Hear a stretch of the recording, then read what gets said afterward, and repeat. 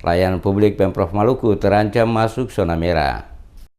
Ketua Ombudsman Perwakilan Provinsi Maluku Hasan Slamet menegaskan hasil penilaian atas pelayanan publik dari berbagai satuan kerja perangkat daerah di provinsi ini tahun 2018 masih rendah alias berada di bawah zona merah. Hal ini terlihat di berbagai pelayanan standar kepada masyarakat yang diberikan berbagai instansi di lingkup Pemprov Maluku, termasuk ketersediaan sarana pendukung untuk para disabilitas masih minim. Penilaian yang dilakukan Ombudsman terhadap sejumlah SKPD di Provinsi Maluku tahun 2018 ini sesuai kewenangan yang diatur dalam Undang-Undang Nomor 25 Tahun 2009 tentang Layanan Publik. Menurut Hasan Slamet, ada 3 kriteria yang biasanya menentukan keberhasilan pelayanan publik oleh pemerintah daerah. Di antaranya zona merah dengan total nilai 0 hingga 50, zona kuning 51 hingga 80, dan terakhir zona hijau yang nilainya dari 81 hingga 100. Ia menegaskan tahun 2019 Maluku kemungkinan mengantongi predikat zona merah karena pelayanan dasar yang menjadi standar sama sekali belum terpenuhi.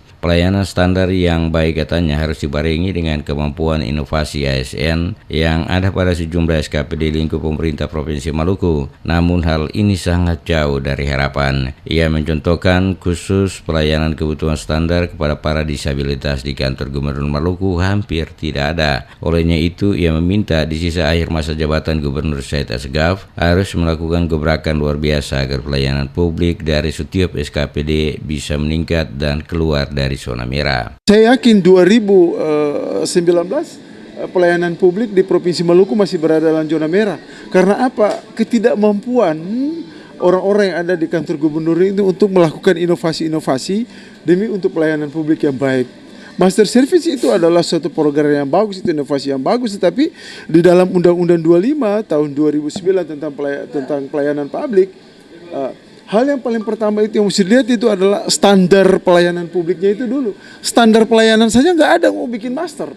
Itu ibarat anak sekolah, dia langsung perguruan tinggi sementara SD SMP-nya saja nggak seng-seng habis. Olehnya itu mesti harus melakukan secara berjenjang.